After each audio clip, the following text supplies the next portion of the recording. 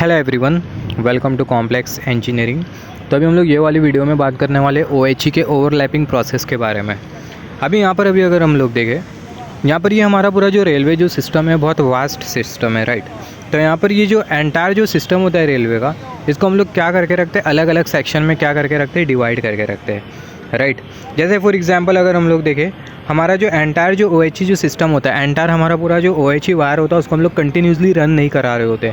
जो OHE system होता है वो अलग अलग सेक्शन में क्या होता है, डिवाइडेड होता है, राइट। और जो अलग अलग सेक्शन के जो OHE है उसको कनेक्ट करने का जो प्रोसेस होता है उसको हम लोग क्या बोलते हैं, ओवरलैपिंग ऑफ OHE। तो इसके बारे में बात करेंगे। यहाँ पर ये जो ओवरलैपिंग होती है दो तरीके की होती है, इंसुलेटेड ओवरलैपिंग होती है और अनइंसुलेटेड ओवरलैपिंग होती है। अब ये इंसुलेटेड ओवरलैपिंग में हम लोग बेसिकली इंसुलेटर का यूज़ करते हैं और जो अनइंसुलेटेड ओवरलैपिंग है इसमें हम लोग इंसुलेटर का यूज़ नहीं करते, राइट। तो यहाँ पर एक सिंपल से एग्जांपल से हम लोग समझते हैं ओवरलैपिंग ऑफ OHE है क्या। सिंपल सा मतलब है, जैसे कि हमने बात किया, हमारा जो OHE होता है अलग अलग सेक्शन का, अलग अलग जगह का जो OHE है उसको कनेक्ट करने का जो प्रोसेस होता है उसको हम लोग क्या बोलते हैं, ओवरलैपिंग ऑफ OHE। तो यहाँ पर अगर हम लोग देखें, यहाँ पर हमने कंसिडर किया एक एग्जांपल, यहाँ पर हमने कंसिडर किया एक 50 किलोमीटर की OHE। यहाँ पर अगर हम लोग देखें 50 किलोमीटर की अगर हमारी OHE ओवरहेड लाइन है, ओवरहेड वायर है, कॉन्टैक्ट वायर, तो ऐसे केस में अगर हम लोग देखें जो 50 किलोमीटर की जो OHE होती है इसको हम लोग क्या करते हैं, अलग अलग सेक्शन में अलग अलग पार्ट में क्या कर देते, डिवाइड कर देते। तो यहाँ पर अगर हम लोग देखें 1.5 किलोमीटर की OHE यहाँ पर हमें दिखाई दे रही है, फिर उसके बाद यहाँ पर ये 1.5 किलोमीटर की OHE, फिर 1.5 किलोमीटर की OHE, फिर 1.5 किलोमीटर की OHE। तो हमने क्या किया, यहाँ पर ये जो 50 किलोमीटर की जो OHE हमें जो दिखाई दे रही है इसको हमने क्या करा, अलग अलग पार्ट में क्या कर दिया, 1.5 किलोमीटर के पार्ट में क्या कर दिया, डिवाइड कर दिया। अभी हमने डिवाइड तो कर दिया, अभी यहाँ पर ये सारी जो OHE है इसे हमें क्या करना होगा, ये सारी OHE को हमें क्या करना होगा, कनेक्ट करना होगा एक दूसरे के साथ, राइट। तभी तो पावर का फ्लो कंटिन्यूज होगा, राइट। तो यहाँ पर अगर हम लोग देखें, process of connecting of OHE of different section, अलग अलग सेक्शन की OHE को कनेक्ट करने का जो प्रोसेस होता है इसी को ही हम लोग क्या बोलते हैं, ओवरलैपिंग ऑफ OHE। तो अलग अलग सेक्शन की OHE को कनेक्ट करने का जो प्रोसेस होता है इसी को ही हम लोग क्या बोलते हैं, ओवरलैपिंग ऑफ OHE। हम लोग एक कंटिन्यूस OHE को क्यों नहीं बिछा देते, 50 किलोमीटर की एक कंटिन्यूस OHE को हम लोग क्यों नहीं बिछा देते, उसका रीज़न ये होता है कि मेंटेनेंस के टाइम या फिर पावर ब्लॉकिंग के टाइम ये पूरा इंटरप्शन क्रिएट कर देगा हमारे पूरे OHE के पावर सप्लाई में। तो यही रीज़न की वजह से हम लोग क्या करते हैं, हर एक सेक्शन में OHE को हम लोग क्या कर देते, डिवाइड कर देते। तो इससे होगा क्या, बेसिकली मेंटेनेंस के टाइम या फिर पावर ब्लॉकिंग के टाइम जो इलेक्ट्रिसिटी होगी उसमें इंटरप्शन नहीं होगा, पूरे सेक्शन की जो इलेक्ट्रिसिटी होगी उसमें इंटरप्शन नहीं होगा। जैसे फॉर एग्जांपल मान लेते हैं यहाँ पर ये 1.5 किलोमीटर का हमने सेक्शन कंसीडर किया, ये वाले सेक्शन में हमें क्या करना है, मेंटेनेंस करना है। तो ये वाले सेक्शन में अगर हमें मेंटेनेंस करना है तो ये वाला जो सेक्शन है इसका हम लोग क्या कर सकते हैं, पावर ब्लॉक कर सकते हैं, राइट। और बाकी के जितने भी जो सेक्शन हो गए 1.5 किलोमीटर के, वहाँ पर जो पावर हो गया वो एज इट इज़ हो गए, वहाँ पर पावर की कोई डिसकंटिन्यूटी नहीं होगी, वहाँ पर हम लोग ट्रेन चला सकेंगे, राइट। तो यही रीज़न की वजह से हम लोग क्या करते हैं, जो OHE होती है उसको हम लोग अलग अलग सेक्शन में क्या कर देते हैं, डिवाइड कर देते हैं। और अलग अलग सेक्शन की OHE को कनेक्ट करने का जो प्रोसेस होता है उसी को ही हम लोग क्या बोलते हैं, overlapping of OHE। Process of connecting of OHE of different section with each other is known as overlapping of OHE। यहाँ पर अभी अगर हम लोग देखें, यहाँ पर हमने कंसिडर किया एक सेक्शन की OHE, फिर यहाँ पर ये दूसरे वाले सेक्शन की OHE हमने कंसिडर किया, अब यहाँ पर ये तीसरे वाले सेक्शन की OHE हमने कंसिडर किया। अभी यहाँ पर अगर हम लोग देखें, जब हम लोग OHE को एक दूसरे के साथ कनेक्ट करेंगे, राइट, तो ऐसे केस में अगर हम लोग देखें यहाँ पर हमें क्या दिखाई दे रही है, यहाँ पर हमें डिसकंटिन्यूटी दिखाई दे रही है, यहाँ पर कुछ इस तरीके से डिसकंटिन्यूटी दिखाई दे रही है, यहाँ पर हमें कुछ इस तरीके से डिसकंटिन्यूटी दिखाई दे रही है। तो यहाँ पर अगर हम लोग देखें ये डिसकंटिन्यूटी अगर कुछ इस तरीके से एग्जिस्ट करती है, जैसे फॉर एग्जांपल मान लेते हैं सेक्शन A की OHE हमने यहाँ पर कंसिडर किया, सेक्शन B की OHE हमने यहाँ पर कंसिडर किया, सेक्शन C की OHE हमने यहाँ पर कंसिडर किया। हम यहाँ पर अगर हम लोग देखें, ये जो तीनों जो OHE है ये एक दूसरे के साथ इंटरकनेक्टेड नहीं है। अभी हमें ये तीनों OHE को एक दूसरे के साथ क्या करना है, कनेक्ट करना है, राइट। यहाँ पर इंटरकनेक्शन हमें नहीं दिखाई दे रहा और यहाँ पर हमें क्या दिखाई दे रही है, डिसकंटिन्यूटी दिखाई दे रही है। तो यहाँ पर अगर हम लोग देखें, ये डिसकंटिन्यूटी नहीं होना चाहिए। जो ओवरलैपिंग है वो हमें कुछ इस तरीके से करना होगा कि ये जो डिसकंटिन्यूटी हमें जो दिखाई दे रही है, डिसकंटिन्यूटी का कुछ भी अफेक्ट नहीं होना चाहिए, डिसकंटिन्यूटी का कुछ भी इम्पैक्ट नहीं होना चाहिए ट्रेन के पैंटोग्राफ के ऊपर, या फिर बोल सकते हैं डिसकंटिन्यूटी का कुछ भी इम्पैक्ट नहीं होना चाहिए पावर के फ्लो के ऊपर, इलेक्ट्रिसिटी के फ्लो के ऊपर। तो यहाँ पर अगर हम लोग देखें, overlapping should be done in such a way, overlapping कुछ इस तरीके से होना चाहिए कि जो पैंटोग्राफ है वो अनअफेक्टेड होना चाहिए ये डिसकंटिन्यूटी की वजह से। अभी यहाँ पर ये जो डिसकंटिन्यूटी को हम लोग किस तरीके से प्रिवेंट करते हैं, इसके बारे में हम लोग आगे डिस्कशन करेंगे। अगर ये डिसकंटिन्यूटी को अगर हम लोग इंसुलेटर के थ्रू अगर प्रिवेंट कर रहे हैं तो ऐसे केस में जो OHE है उसको हम लोग बेसिकली बोलते हैं इंसुलेटेड, सॉरी जो ओवरलैपिंग है उसको हम लोग क्या बोलते हैं इंसुलेटेड ओवरलैपिंग। मैंने क्या बोला है, जो डिसकंटिन्यूटी हमें जो दिखाई दे रही है, डिसकंटिन्यूटी को अगर हम लोग इंसुलेटर के थ्रू प्रिवेंट कर रहे हैं तो इसको हम लोग क्या बोलेंगे, इसको हम लोग बोलेंगे इंसुलेटेड ओवरलैपिंग। और ये डिसकंटिन्यूटी को अगर हम लोग बिना कोई इंसुलेटर के प्रिवेंट कर रहे तो ऐसे केस में ये जो ओवरलैपिंग होगी इसको हम लोग क्या बोलेंगे अनइंसुलेटेड ओवरलैपिंग, जो कि हम लोग ये वाली वीडियो में बात करेंगे। तो जो ओवरलैपिंग होती है बेसिकली दो तरीके की होती है OHE की, पहली होती है इंसुलेटेड ओवरलैपिंग और दूसरी होती है अनइंसुलेटेड ओवरलैपिंग।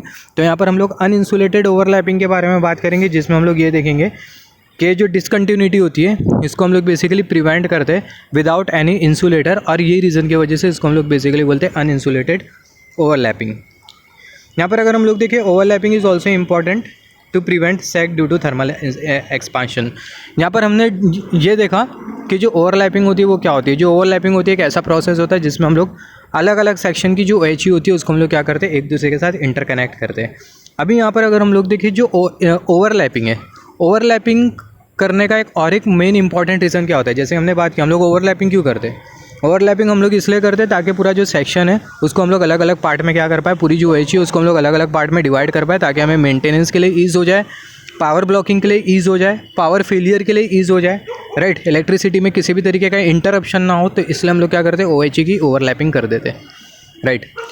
सिमिलरली अगर हम लोग देखें दूसरा रीज़न ये होता है OHE की ओवरलैपिंग करने का, वो होता है सैग।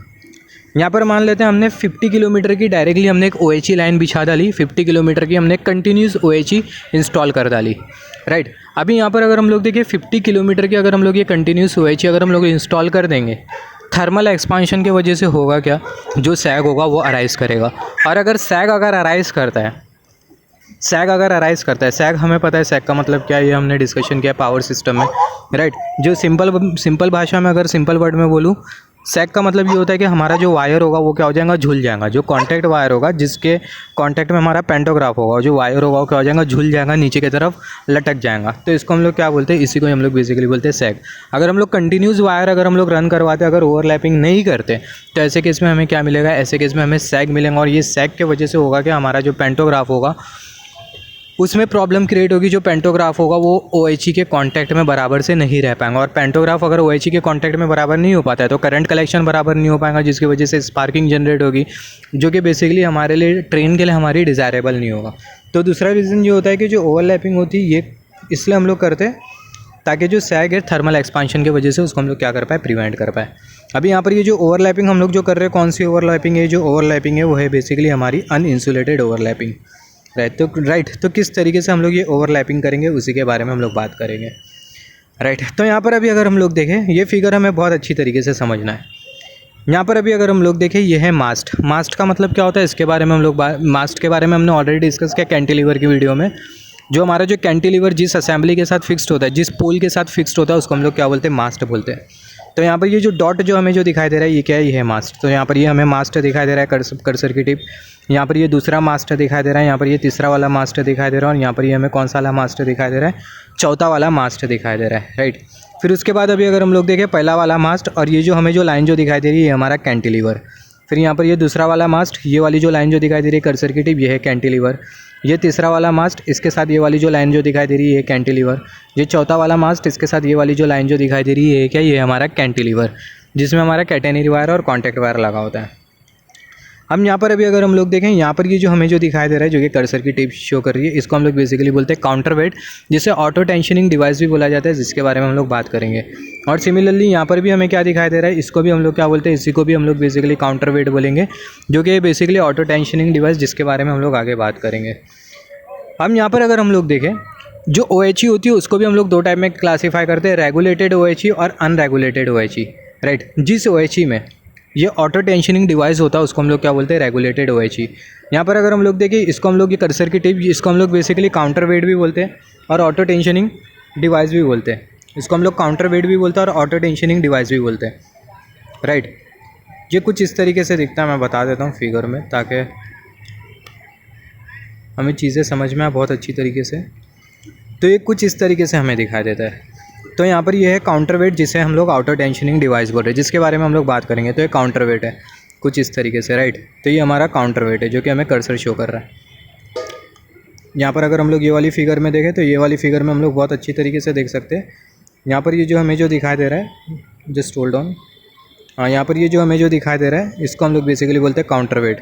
कर्सर जहाँ मूव हो रहा है ये है काउंटर वेट, ये है काउंटर वेट, जिसे ऑटो टेंशनिंग डिवाइस भी बोला जाता है, राइट। तो यहाँ पर अभी अगर हम लोग देखें, जैसे कि हमने बात किया, वो क्या था, हमारा काउंटर वेट था।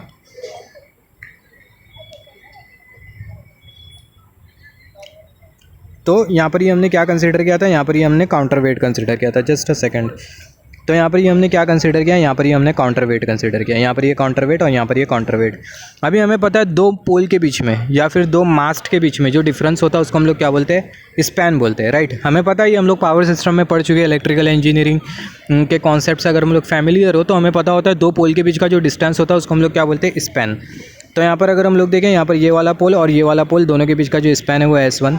यहाँ पर ये वाला मास्ट या फिर बोल सकते हैं पोल और ये वाला पोल दोनों के बीच का जो स्पैन है वो S2। यहाँ पर ये वाला मास्ट और ये वाला मास्ट दोनों के बीच का जो स्पैन है वो क्या है, वो है S3, राइट। तो यहाँ पर हमें टोटल कितने स्पैन दिखाई दे रहे हैं, यहाँ पर हमें टोटल 3 स्पैन दिखाई दे रहे हैं। तो यहाँ पर हम लोग कितनी स्पैन लेंथ कंसिडर करने वाले, 3 स्पैन लेंथ कंसिडर करने वाले। तो यहाँ पर अगर हम लोग देखें 3 स्पैन लेंथ, और यहाँ पर अगर हम लोग देखें दो मास्ट के बीच में जो डिफरेंस होता है वो कितना होता है, दो मास्ट के बीच में जो गैप होता है वो कितना होता है, 72 मीटर होता है, राइट। तो ये बहुत इंपॉर्टेंट है, दो मास्ट के बीच में, दो रेलवे के पोल के बीच में जो गैप होता है वो कितना होता है, 72 मीटर। तो यहाँ पर अगर हम लोग देखें, यहाँ पर ये 72 मीटर और यहाँ पर हमें 3 स्पैन लेंथ दिखाई दे रही है। तो 72 × 72 × 72, राइट। तो 3 स्पैन लेंथ में हमें एक ओवरलैप मिलता है, बहुत इंपॉर्टेंट है। हमें एक ओवरलैपिंग कितने स्पैन लेंथ में मिलती है, 3 स्पैन लेंथ में मिलती है। ये 3 स्पैन लेंथ में हमें क्या मिलती है, एक ओवरलैपिंग मिलती है, राइट। ये मैथमेटिकल रिलेशन को हम लोग और एनालिसिस कर सकते हैं। अगर हम लोग 4 पोल 4 मास्ट कंसिडर करें, 4 पोल के बीच में हमें 3 स्पैन लेंथ मिलेंगी और वो 3 स्पैन लेंथ में हमें एक ओवरलैप मिलेगा। तो ऐसा क्वेश्चन आ सकता है कि एक ओवरलैप कितनी स्पैन लेंथ में आता है, 1 2 3, तो 3 स्पैन लेंथ में एक ओवरलैप आता है, राइट। अब यहाँ पर ये ओवरलैपिंग का मैं मतलब अगर सिंपल वर्ड में समझा, ओवरलैपिंग का मतलब क्या होता है। ओवरलैपिंग मतलब कोई भी चीज़ जब दो पैरेलल होती है उसको हम लोग बोलते हैं ओवरलैपिंग। जैसे फॉर एग्जांपल जब घड़ी में 12 बज जाता है, जब घड़ी में 12 o'clock होते हैं, तो ऐसे केस में जो आवर्स की नीडल और जो मिनट की जो नीडल होती है वो दोनों एक दूसरे को क्या कर रही होती है, ओवरलैप कर रही होती है, एक दूसरे के ऊपर होती है। तो उसी को ही हम लोग क्या बोलते हैं, उसी को ही हम लोग बोल सकते हैं ओवरलैप। अभी यहाँ पर ये फिगर में भी हमें ओवरलैपिंग बहुत अच्छी तरीके से समझ में आएंगी। यहाँ पर अभी अगर हम लोग देखें, यहाँ पर हमें कितनी OHE दिखाई दे रही है, यहाँ पर हमें 2 OHE दिखाई दे रही है। यहाँ पर अगर हम लोग देखें कर्सर की टिप, यहाँ पर ये पहली वाली OHE हमें कुछ इस तरीके से दिखाई दे रही है, कर्सर की टिप जो शो कर रही है, और यहाँ पर ये वाली OHE हमें कुछ इस तरीके से दिखाई दे रही है, दूसरी वाली OHE हमें दिखाई दे रही है। अब यहाँ पर अगर हम लोग देखें, ये जो दूसरी वाली OHE है, ये दूसरी वाली जो OHE है ये कहाँ से आ रही है, कर्सर की टिप हमें ध्यान से देखना है। दूसरी वाली जो OHE है कुछ इस तरीके से यहाँ से आ रही है, कुछ इस तरीके से यहाँ से आ रही है दूसरी वाली OHE। तो दूसरी वाली OHE कुछ इस तरीके से यहाँ से आ रही है, राइट। और यहाँ पर ये जो पहली वाली जो OHE है कहाँ पर जा रही है, पहली वाली OHE कुछ इस तरीके से जा रही है और पहली वाली OHE कुछ इस तरीके से यहाँ पे जाके ख़त्म हो रही है, राइट। अब यहाँ पर अगर हम लोग देखें, ये वाला इतना रीजन अगर हम लोग कंसिडर करें, स्पैन S2 कंसिडर करें, S2 स्पैन अगर हम लोग कंसिडर करें, तो जो S2 जो स्पैन है इसमें हमें कितनी OHE दिखाई दे रही है, 2 OHE दिखाई दे रही है। यहाँ पर अगर हम लोग देखें, यहाँ पर एक पहली OHE कर्सर की टिप और दूसरी वाली जो OHE है वो हमें यहाँ पर दिखाई दे रही है। तो हमें कितनी OHE दिखाई दे रही है, 2 OHE दिखाई दे रही है, दोनों OHE पैरेलल है, राइट। और इसी को ही हम लोग बेसिकली बोलते हैं ओवरलैपिंग ऑफ OHE। हम यहाँ पर अभी अगर हम लोग देखें किस तरीके से यहाँ पर हमें डिसकंटिन्यूटी भी दिखाई दे रही है, जैसे कि हमने बात किया, यहाँ पर हमें डिसकंटिन्यूटी दिखाई दे रही है। अभी ये ट्रेन का पेंटोग्राफ यहाँ पर हमने कंसिडर कर लिया, यहाँ पर ये ट्रेन का पेंटोग्राफ है, पेंटोग्राफ ट्रेन का कुछ इस तरीके से आएगा, ट्रेन का पेंटोग्राफ यहाँ से कुछ इस तरीके से आएगा। फिर यहाँ पर ये डिसकंटिन्यूटी दिखाई दे रही है कि यहाँ पर पेंटोग्राफ आके फंस जाएगा, यहाँ पर पेंटोग्राफ आके फंस जाएगा, नहीं, ऑब्वियसली नहीं फंसेगा। फिर उसके बाद अगर हम लोग देखें, यहाँ से दूसरी OHE स्टार्ट हो जाएगी। तो यहाँ पर ट्रेन का जो पेंटोग्राफ होगा वो किस तरीके से आगे बढ़ेगा और किस तरीके से इलेक्ट्रिसिटी में बिल्कुल भी डिसकंटिन्यूटी नहीं होगी, और ये जो हमें जो डिसकंटिन्यूटी जो दिखाई दे रही है इसको हम लोग किस तरीके से प्रिवेंट कर पाएंगे, ये भी हमें समझ में आ जाएगा। यहाँ पर ये हमें ट्रेन का पेंटोग्राफ दिखाई दे रहा है, राइट। ये जो कर्सर की टिप जो शो कर रही है ये हमारी एक्चुअल ट्रेन का पेंटोग्राफ, राइट। ये कर्सर की टिप हमें शो करना है, ट्रेन का पेंटोग्राफ यहाँ से कुछ इस तरीके से आएगा, पेंटोग्राफ कुछ इस तरीके से आएगा, राइट, कुछ इस तरीके से आएगा। फिर उसके बाद जैसी कर्सर की टिप, जैसी पेंटोग्राफ हमारा यहाँ पर आएगा, तो पेंटोग्राफ के कॉन्टैक्ट में 2 OH आ जाएंगी। पहली वाली जो OH वो कौन सी होगी, पहली वाली जो OH वो यहाँ पर ये वाली होगी, और दूसरी वाली जो OH होगी वो कौन सी होगी, यहाँ पर होगी, जो कि हमें ये पेंटोग्राफ शो कर रहा है। यहाँ पर ये कर्सर की टिप, ये वाला पेंटोग्राफ, तो ये वाला जो पेंटोग्राफ है इसके कॉन्टैक्ट में कितनी OH है, 2 OH है, राइट। अभी यहाँ पर ये 2 OH है, तो यहाँ से एक बहुत इंपॉर्टेंट क्वेश्चन आता है कि जब पेंटोग्राफ 2 OH के कॉन्टैक्ट में आएगा तो ऐसे कि इसमें वोल्टेज बढ़ नहीं जाएगा, 25 50 किलो वोल्ट वोल्टेज नहीं हो जाएगा। तो यहाँ पर अगर हम लोग देखें ट्रेन में क्या लगा होता है, ट्रेन में हमारा वोल्टेज मॉनिटरिंग डिवाइस होता है, जो कि क्या कर रहा होता है, कंटिन्यूसली वोल्टेज को क्या कर रहा होता है, मॉनिटर कर रहा होता है। और अगर ओवर वोल्टेज अगर हो भी जाता है तो ऐसे केस में होता क्या है, वो कुछ इस तरीके से सिग्नल ट्रांसमिट करता है कि हमारे सिस्टम में अल्टीमेटली जो मेन ट्रांसफार्मर होता है ट्रेन में, उसमें जो वोल्टेज जाता है इनपुट में वो कितना जाता है, 25 किलो वोल्ट ही जाता है, ना ही उससे कम जाता है ना ही ज़्यादा जाता है, राइट। तो यहाँ पर हम लोग देख सकते हैं जो पेंटोग्राफ है वो 2 OH के कॉन्टैक्ट में, फिर उसके बाद पेंटोग्राफ आगे जाएगा, फिर उसके बाद जो पेंटोग्राफ है वो 1 OH के कॉन्टैक्ट में आ जाएगा, जो कि हमें कर्सर की टिप शो कर रही है, ये वाले OH के कॉन्टैक्ट में आ जाएगा। तो यहाँ पर हमने देखा किस तरीके से हमारा जो पावर है उसमें डिसकंटिन्यूटी भी नहीं होती है, और जो OH है उसे कंटिन्यूसली करंट भी मिलते रहता है, और हमारी जो ट्रेन है वो आगे कंटिन्यूसली प्रोसीड भी होते जाती है, राइट। तो कुछ इस तरीके से, और ये जो प्रोसेस होता है इसको हम लोग क्या करते हैं, इसी को हम लोग बेसिकली बोलते हैं ओवरलैपिंग ऑफ OH, जिसमें हमने क्या किया, 2 सेक्शन की जो OH है उसको हमने क्या कर दिया, ओवरलैप कर दिया, राइट। तो यहाँ से आई होप समझ में आ जाएगा ओवरलैपिंग ऑफ OH ये है क्या एक्चुअल में। तो यहाँ पर हम लोग देख सकते हैं, यहाँ पर अगर हम लोग देखिए J1 और J2, यहाँ पर ये J1 और ये J2 हमें दिखाई दे रहा है। ये J1 और ये J2 है क्या, जो J1 और जो J2 है ये है क्या, ये है बेसिकली जंपर वायर। ये है क्या, ये है जंपर वायर। ये जो जंपर वायर है ये क्या करते हैं, जो जंपर वायर है ये दोनों OH को, यहाँ पर ये जो S2 वाला जो स्पैन है, स्पेसिफिकली S2 वाला स्पैन हमने कंसिडर किया है। ये जो S2 वाला जो स्पैन है इसमें 2 OH है, यहाँ पर ये पहली वाली OH जो कि कर्सर की टिप शो कर रही है, और ये वाली जो OH है वो यहाँ से आ रही है कुछ इस तरीके से, ये वाली OH यहाँ से आ रही है। तो यहाँ पर ये वाली OH और यहाँ पर ये वाली OH, दोनों के बीच में इलेक्ट्रिक करंट होना चाहिए, दोनों के बीच में इलेक्ट्रिसिटी होना चाहिए, पावर होना चाहिए। तो दोनों के बीच में पावर प्रोवाइड करने का काम ये J1 और J2 करते हैं।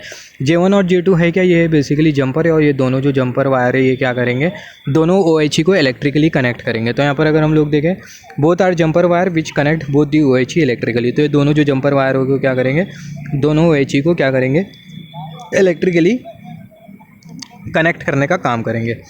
अब यहाँ पर अभी अगर हम लोग देखें, ये बहुत इंपॉर्टेंट है, अब ये बहुत इंपॉर्टेंट है, जो ओवरलैप होता है ये हमें कितने किलोमीटर में मिलता है, 1.5 किलोमीटर में मिलता है। तो ये बहुत इंपॉर्टेंट है, हर 1.5 किलोमीटर में हम लोग क्या करते हैं, OH की ओवरलैपिंग करते हैं। OH की ओवरलैपिंग मतलब अलग अलग सेक्शन की जो OH होती है उसको हम लोग एक दूसरे के साथ इंटरकनेक्ट करते हैं हर 1.5 किलोमीटर में, राइट। तो यहाँ पर अभी अगर हम लोग देखें, जैसे कि हमने बात किया, यहाँ पर अगर हम लोग देखें जो हमने डिस्कस किया उसको मैंने यहाँ पर लिखा हूँ। यहाँ पर अगर हम लोग देखें, जैसे कि हमने बात किया 3 स्पैन लेंथ में हमें क्या मिलेगा, एक ओवरलैप मिलेगा। 3 स्पैन लेंथ में हमें क्या मिलेगा, एक ओवरलैप मिलेगा। और 3 स्पैन लेंथ 72 × 72 × 72 कैलकुलेट करेंगे तो हमें कितना मिलेगा, 3 स्पैन लेंथ। तो 3 स्पैन लेंथ में हमें कितना मिलेगा, एक ओवरलैप। तो एक ओवरलैपिंग हमें 3 स्पैन लेंथ में मिलती है, जो कि 1.5 किलोमीटर में होती है। अब यहाँ पर अगर हम लोग देखें S2, in span S2 just hold on, in span S2 OH overlapping will take place and pantograph remain in contact of 2 OH। जैसे कि हमने बात किया, यहाँ पर ये जो S2 स्पैन जो दिखाई दे रहा है इसमें जो ओवरलैपिंग होगी वो होगी, और हमारा जो पेंटोग्राफ होगा वो दोनों OH के कॉन्टैक्ट में होगा। फिर उसके बाद अगर हम लोग देखें S3, at span S3 again OH will come in contact with 1 OH।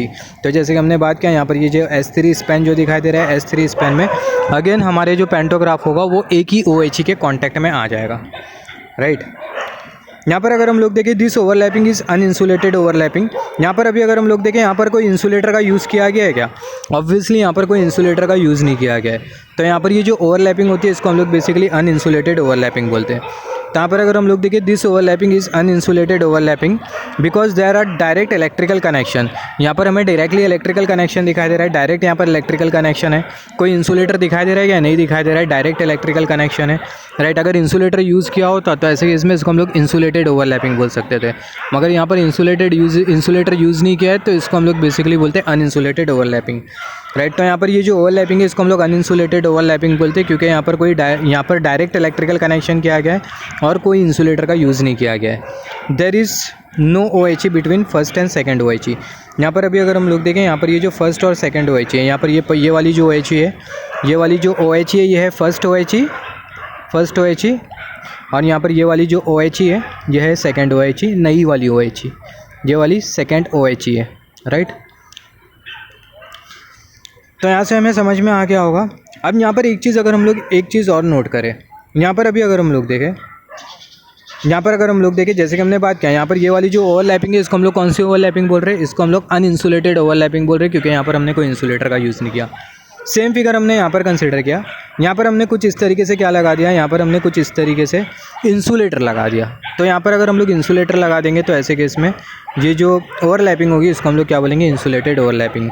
यहाँ पर अगर हम लोग देखें इंसुलेटर इज़ यूज, यहाँ पर ये जो इंसुलेटर होता है इसको हम लोग, जिस ओवरलैपिंग में हम लोग इंसुलेटर को यूज़ करते हैं, वो जो ओवरलैपिंग होती है उसको हम लोग न्यूट्रल सेक्शन भी बोलते हैं, जिसके बारे में आगे हम लोग बात करेंगे, राइट।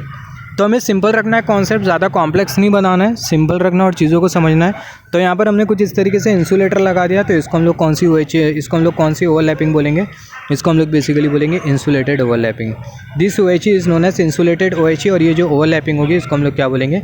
इंसुलेटेड ओवरलैपिंग बोलेंगे। तो इंसुलेटेड ओवरलैपिंग में इंसुलेटर लगा होता है, अनइंसुलेटेड ओवरलैपिंग में कोई इंसुलेटर नहीं लगा होता। अभी यहाँ पर अगर हम लोग देखें एक और एक चीज़, यहाँ पर ये वाली जो फिगर है, इसको हमने यहाँ पर कुछ इस तरीके से कंसिडर किया। अब यहाँ पर अगर हम लोग देखें, यहाँ पर हमने कुछ इस तरीके से क्या लगा दिया, यहाँ पर हमने कुछ इस तरीके से आइसोलेटर लगा दिया। यहाँ पर अभी अगर हम लोग देखें, यहाँ पर ये वाला वायर और यहाँ पर ये वाला वायर, दोनों के बीच में इलेक्ट्रिकल कनेक्शन है, राइट। अगर मैं यहाँ से कुछ इस तरीके से एक वायर अगर मैं लगा दूँ तो ऐसे केस में दोनों जो वायर हो गए क्या हो जाएंगे? शॉर्ट हो जाएंगे। यहाँ पर अगर हम लोग देखें कुछ इस तरीके से हमने क्या लगा दिया, यहाँ पर हमने कुछ इस तरीके से आइसोलेटर लगा दिया। अभी यहाँ पर अगर हम लोग देखें, अगर ये आइसोलेटर को अगर मैं क्लोज़ करूँगा तो यहाँ पर ये जो पहली वाली OHE जो दिखाई दे रही है और ये जो दूसरी वाली जो OHE जो दिखाई दे रही है, दोनों में क्या होगा? पावर का फ्लो होगा। अगर मैं आइसोलेटर को अगर ओपन कर दूँगा तो ऐसे केस में होगा क्या? जो पावर का जो फ्लो होगा वो क्या हो जाएगा? बंद हो जाएगा एक OHE में, राइट। दोनों OHE में जो पावर का जो फ्लो होगा वो क्या हो जाएगा? बंद हो जाएगा, राइट। तो इसको हम लोग क्या बोलते हैं? इसको हम लोग बेसिकली बोलते हैं पावर ब्लॉकिंग, राइट। तो पावर ब्लॉकिंग में हम लोग क्या करते हैं? जो आइसोलेटर होता है उसको हम लोग क्या करते थे? ओपन कर देते, जिसके वजह से होता है क्या? एक सेक्शन का जो पावर होता है पूरी तरीके से क्या हो जाता है? ब्लॉक हो जाता है, राइट। जैसे फॉर एग्जांपल मान लेते हैं ये वाला सेक्शन हमने कंसीडर किया, पहले वाले OHE का सेक्शन, और यहाँ पर ये जो आइसोलेटर है इसको हमने क्या कर दिया? ओपन कर दिया। तो जब हम लोग ये आइसोलेटर को ओपन कर देंगे तो ये जो पहला वाला जो सेक्शन होगा, यहाँ पर जो पावर का जो फ्लो होगा वो क्या हो जाएगा? बंद हो जाएगा, राइट। और इसी को ही हम लोग क्या बोलते हैं? इसी को ही हम लोग बेसिकली बोलते हैं पावर ब्लॉकिंग।